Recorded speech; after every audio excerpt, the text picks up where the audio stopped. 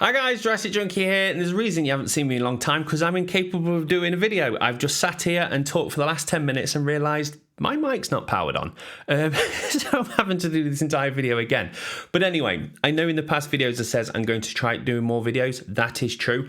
But for the last month or maybe 2 months, the reason I've not been filming is because I've been working on a project that I'm very passionate about and I want to showcase to you guys now. So if I can steal your time just for 5 minutes, show you what I've been working on, and fingers crossed it may be something that you're interested in. Oh.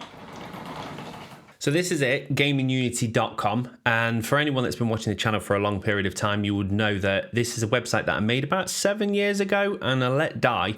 And the reason I've not been wanting to jump back into bring it back from the ashes is because I had no justification to. I didn't want to make a gaming website that's just a generic gaming website. And over the past couple of years, I've been thinking a bunch of ideas where I was like, I wish websites did this, I wish that happened, because as you know, the internet has just got worse when it comes down to trying to get information. You've just got bloated articles now with regurgitated text and keywords injected into there, and it's very hard to get information. So I was like, I want to be done away with that. I want a very clean, easy to use website for gamers. And this is it. So as soon as you go into gamingunity.com, the first thing you'll be greeted with is a little carousel of games that I've most wished for. So what happens is the website will go through all the users' collection and find any games that they actually want to own but yet don't own, and then put it on the front page. And the reason for that is I want to showcase a bunch of games off that are coming out and you might not be aware of. So these are like semi-popular games.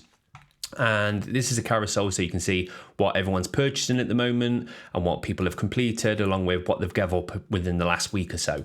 And then obviously from there, you can click onto it and see game trailers and when the actual game is going to be released, along with what platforms. So underneath that, you've got 3 little areas here. And the first thing I just want to talk about is the coming soon page. So if you click onto that, pretty self-explanatory. It's going to be all the games that are coming out today, that's coming out this week, and so forth, along with what consoles they're actually out for and how many days you've got to wait for it. And I'm aware that obviously you might not be a PC gamer or you might not be a Switch gamer. So what you can do is click on these and actually exclude them. So if I was only a PS5 player, I can remove all them. Now I've got a list of only PS5 games that are coming out in the next few days. And if I actually refresh this page, it will always remember to only show PlayStation 5. So every time you load this, if it's on mobile or desktop, no matter what, it will always get your correct selection for you. And then from there, you can quite easily click onto a game and add it to your wish list, which I'll go into in a minute. So the next thing on the front page is a countdown to the next event. Now, this is one of the things that really bugs me with events.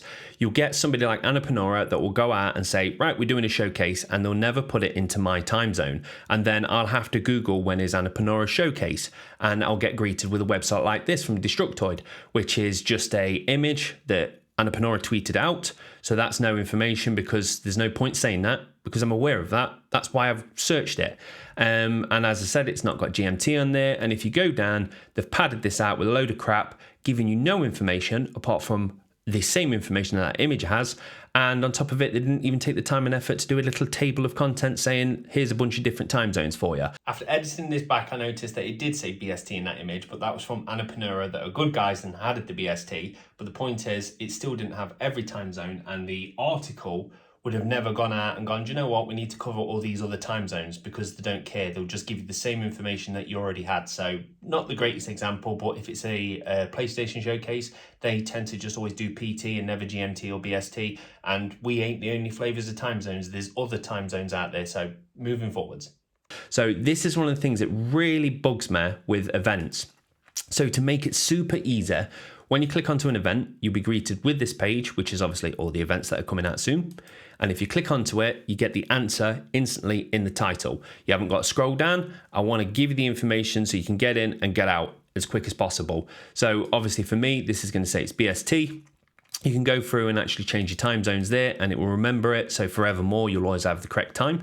But if you was to scroll down, you get a bit of information about the showcase and a button instantly showing you where to actually stream this. So instead of going through the articles and trying to find a link, it's there, nice and easy to see. If it's on Twitch, the Twitch button will appear and so forth. Now, underneath it is a quick recap of where to watch it with the different flavors of time zones. These are obviously the most popular ones, but if you're in a very odd time zone, you can come down, click on India, and actually go find where it is in a particular place in India. And again, if you actually save that up here, you won't even need to do that. It will automatically tell you in the title. Now, this is obviously what a events page looks like before the event. Now, during the event, that icon, that logo, sorry, will disappear and the live stream will load inside that window. So you don't even need to click away. If you want, just come here because you know it's going to be here. And then once the event is finished, so let's go down to the Gorilla Showcase. Now, as you can see, it's showing you what was actually streamed. So that's 1 hour and 4 minutes worth of game trailers. Now, you might want to sit through that. That's absolutely fine. But you might not have enough time to go through all of this. So if that's the case, if you scroll down here, the website breaks up every single announcement along with the timestamps. So if I click on Coral Island, press play, it will automatically load this page up and jump to the time stamp of when that trailer was announced. We'll go to Falling Out. And again, jump straight to Falling Out so you can get straight to it. Now, if you like something, you're like, I actually want to purchase this, you can easily click the wish list and then add that to your wish list. But again, I'll come back into this in a minute. And one other thing to note, one of the next updates I'm going to be doing on this page is allow you to vote for the best game of that showcase. And then that way we can serve the best at the top and the least demanded at the bottom. So if you haven't got much time at all, you can just look at the good stuff. So then this leads me to the first bit here, which is Puzzling Pixels, which me and the fans of this website really enjoy playing. And what it is I needed a way for you to keep coming back to this website. So most websites like IGN will encourage fanboy wars because in doing so, it means you keep returning to the comments to keep fighting other people, which is great because they can keep serving you ads. Well, I want you to come back, but I want you to come back because it's fun, not because you want to fight with somebody. So I made a game called Puzzling Pixels. So as you can see here, there's a round that's actually playing at the moment. It starts on day 1, where an image will be taken from a particular game and it will pixelate it, and you have to guess what that game is. So we're on day 2 at the moment. Day 3, you got to come back in 13 hours, and obviously it will finish in 1 day and 13 hours. So what will happen is it will come up with a game. You can take a guess. So I'm going to say, I think that is Broken Sword. And then from there, I can say, yep, I think that's Broken Sword 5. It will put my guess in there. And depending on what day you actually make that guess, depends on how many points you get. So if you guess it on day 1, you get 50 points. And as it gets less and less pixelated, you get less and less points. So if we just go to one of the previous rounds, such as this one. So it started as pixelated as this. And each day it got less and less pixelated even, until it says it is now BioShock Infinite. And as you can see there, there's a bunch of people that played the game and won. And we've got the leaderboard. So this week, Matt is winning. But this month, Joe's winning. And of all time, Joe and Mac Daddy are pretty much close first and second. And if you need some information how to play it, there is a set of rules there for you. So this is the things that I want to do. Build things that you actually want to use instead of tricking you into coming back. So the next thing underneath this is the friends feed. So this is actually showcasing off what all my friends are doing on the website. So if I click onto it, I can see there Mac Daddy's just purchased Blade Runner. We've got Shauna's just purchased Far Cry. No, she hasn't. Devil May Cry. And you can see when people have actually completed games as well. So let me just have a look. There's a lot of purchasing. We've got completed here. So Joe completed this, and I can click onto it and actually do a comment on there. So this ties all into your actual game collection, which is one of the core features of the website. So if you ever go onto any particular game, there's always going to be a button to say add to wish list. Right, so let me switch over to the demo account while I showcase this. So I'm now logged in as the user demo. And as you can see, it says there, JurassicJunkie gave up on Yakuza Like a Dragon. Sadly, I did give up on it last night. The grind is killing me. But if I click onto that, I could say, right, I want this to my wish list. So this is something I intend on buying. But once I own it or rent it, so if you're doing Game Pass, you might want to mark it as renting. But once you own it, it will come up and say, right, these are the platforms it's for. What do you own it on? And you can get as complicated with this as you want. So if you don't want to go in and put all that information, that's fine. You can just leave it to you own it. Or you can get into the nitty gritty and say, right, I own it physical. I purchased it on this particular date. You can't do it in the future. and I'm playing it or I've completed it and so forth. Now, this data is what then powers your collection. So let me come back over to here. So once you're onto your collection, you'll have a bunch of different buttons. So starting off with the coming soon, these two are your wish list areas. So if you've added something to your wish list and it hasn't came out, it's going to be in your coming soon. So as you can see here is a bunch of games that I'm looking forward to, along with a timer, 25 days until it comes out. And I can obviously quickly look at the game or edit it and say, you know what, I don't want that, I'm going to delete it. But if it's not out, it will be in your coming soon. If you wish for it and it's now out, it will then move it to your to buy pile. So here's a pile of games that I need to go out and buy because they've been released and I also want to own them.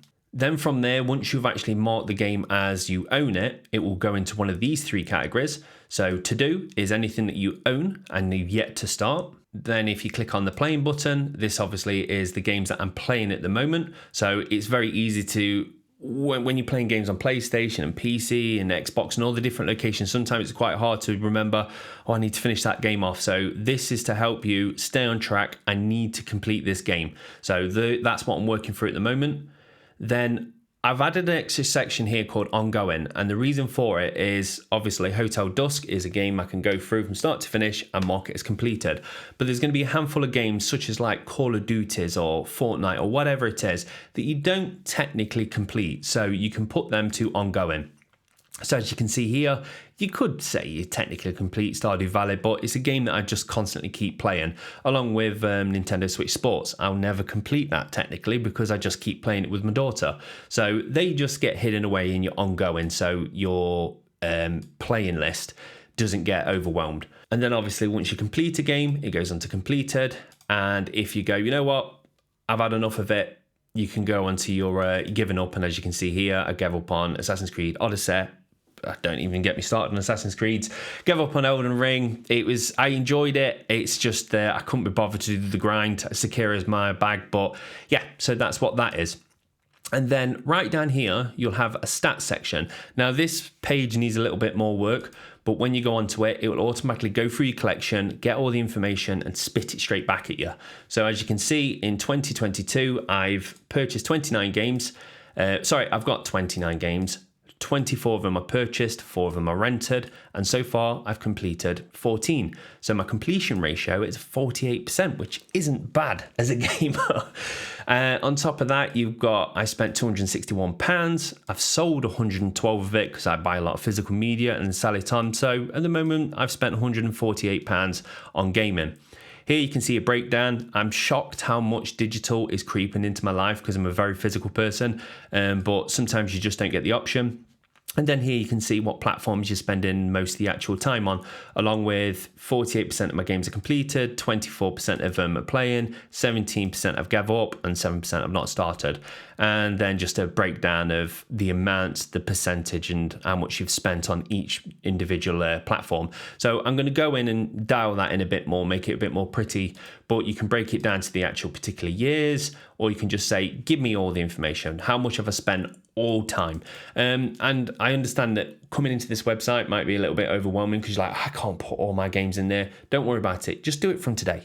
Moving forwards, clean sheet, just start pumping it in. So that's the core website. So as I said, you can obviously go on there and comment. So if I just go back to my demo account, where are we?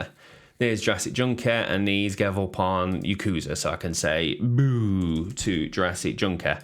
And then once I come over to JurassicJunkie, you'll see I've got a notification up there. I can go into there and click straight to it and see that someone's commented on the actual my feed. You can go through and obviously make friends through there. And if you've been looking at this and you're like, well, everything that you've done is in pounds. So let me go to stats. Everything's in pounds. You can easily go to settings and change it to whatever you want, a bit of kuna. And now that will change into the different formats. Let's just change it back before I forget and get confused as to why. Let's do Australian dollars. Right, now it's in dollars. So you can customize everything, and this is going to get bigger and bigger over time with more parts to the website.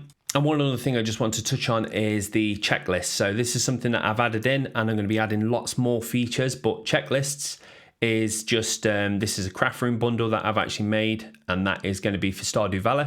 So here is a checklist of all the stuff that I need to donate to the crafts room. So as you can see, basic thing, you can tick it, and as you tick it, it starts to go through. I can click that and it will actually hide them. So it's much easier for me to stay on target, right? I need to do that, I need to do that. And then every time you go to the checklist, it will automatically bring back any checklist that you're working on. So you can easily stay on top of it. I can see right there, I've got 5 of 28 done. I'm 18% into that.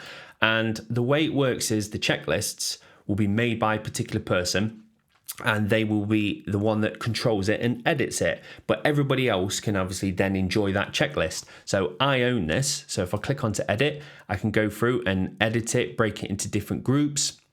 I could go into all these different things, but I think it'll end up boring you. But I can reorder the tasks. I can set it by bundles or whatever it is. And also if I'm like, okay, I'm enjoying doing this checklist, but it's getting a bit overwhelming for me, I can go through and invite other members that then can contribute towards building this checklist.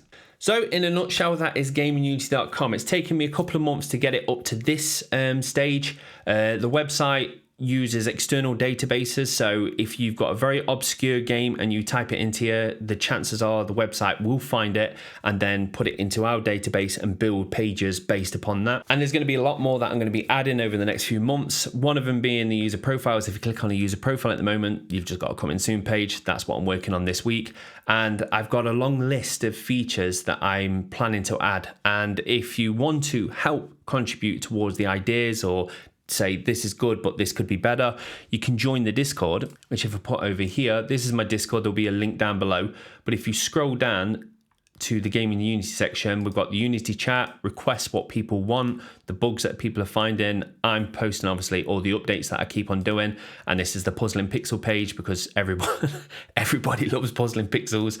Well, they love it and hate it at the same time. But some of the features that I will be adding over the few months is obviously profiles is going to be up and running this week. There's going to be ability to actually make lists. So for instance, I'm a kind of person that likes to go, well, here's a list of the games that I've enjoyed in 2022. So you can easily put the list together. Some of them are going to be public lists, so we can all vote for the best pixelated game. And then obviously people can vote. And then if you ever go, oh, I fancy a pixel game, you can go to it and this list will be like, here's the best ones. And it will break down obviously what platform you're on. I also want to introduce a few more kind of like gaming aspects to the website. So obviously you've got Puzzling Pixels. One of them that I'm working on at the moment is a stock exchange, which has got legit game companies like EA, Sony, and all that lot. And what you can do is invest into that stock exchange. Obviously, you don't use real money. So the cool thing will be during an event, it will be quite interesting to see people on the website go, oh, we think Sony's going to do really good. So they buy a lot of Sony stock, and then Sony has a terrible conference and that stock goes down. And obviously it will affect everyone's credits, points, whatever I'm going to be calling it. So there's a bunch of things that I'm going to be adding to encourage you to keep coming back to this website. That's the point of the feed. So you can come in and say, oh, let me have a look at what my friends are. And I want to be transparent about it. I don't want to use horrible tactics. I'm like, it would be good if you lot started arguing. Let me do a couple of news articles about how Xbox sucks or PlayStation sucks just to cause a fan war. I don't want that. If anything, I'm going to discourage any fanboyism on the website. And one of the things that we'll be adding very soon is when you go onto here, you're going to be able to obviously score a game, rate it. And I want to do a couple of features that are different to everyone else. One of them being, if you go onto Metacritic, obviously you can see there's a lot of fanboyism in there where you'll see somebody rate a game as 0. But then if you go into their profile, they've rated all Xbox games 0 and all PlayStation games 10. Well, that means they're a fanboy, but that's pretty easy to spot because they're very extreme. On one end, they'll go super high, on another, they'll go super low. So at the moment, I'm just making a function into the website. So when I do release this, if a fanboy comes in and starts doing fanboy nonsense by rating things 0 and 1, it will automatically detect that they're a fanboy and blacklist them. So they won't know that they're in the naughty step, but the website won't take their information. So it means it will be like a Metacritic score, but legit. Oh, I remember another feature that I really like from Amazon, even though I hate them, is when you get a product, you can say, oh, I've got this particular product. Does it come with a USB cable? And you can ask them questions on Amazon. And obviously it sends that out to all the users that own that product. I want to do the same with this. So if you're on a particular game and maybe you're stuck and you need a quick piece of help, maybe forums isn't the place for it. You can ask a question that will ping every user that owns that game and say, how many chapters are in this game? How do you get the golden key? Whatever it is, it will ping everybody and they can respond back. But again, these are things that I need to add in because you need to be able to make it so the notifications can block that. Maybe you don't want to hear constant pings of people asking about questions, so you can just turn them off. So I've got a lot. I'm climbing up an hill. It's a big hill, but at the moment, the progress that I've made makes me go, I think I can definitely climb this. So the thing that I need now is users. At the moment, I've got my Discord friends that are all on here, but I've not put it out publicly until now. So if you just go and use it first of all, and fingers crossed straight away you'll be like, oh, this is a fantastic website. If you're asking, does it work on mobile? The entire website snaps to work really nicely on mobile, so it doesn't matter what you view it on, it should work perfectly. And if you want to give me feedback, like I said, the Discord link is down below. Come give me some feedback, but I'd really appreciate it if you use it and you like it. Please tell your friends, and then they can come on. Obviously, you can form some friendships and see each other's feeds. If you want to post it onto Reddit, that is great. I've tried, but then I got banned because you can't do self-promotion. So if you can get this website out to people, that is awesome. This is a real passion project of mine. Every single morning, I wake up, I take Jess downstairs, sort her out ready for the school, and then bang, I'm into this, constantly adding new features. So if it's a feature you want to see, let me know. Please support this project by just using it. I'm not asking for money. I'm just asking you to try it. I'm pretty certain that you'll enjoy it. And please tell your friends about it. So that's me done and dusted. Fingers crossed I can start to not pump the brakes, but slow down a little bit, because I've been constantly going, I can't talk about it until I've got the core features up. So I've been going and going and going. I feel like the core features are up now. So now I can just go, okay, I can go back to filming now, I can go back to streaming and using this constantly in the background. So that's me done and dusted. I need a pint. I'm sorry if you've heard that I've got dry mouth, but I had an empty glass all the way through this. So please try it, gamingunity.com.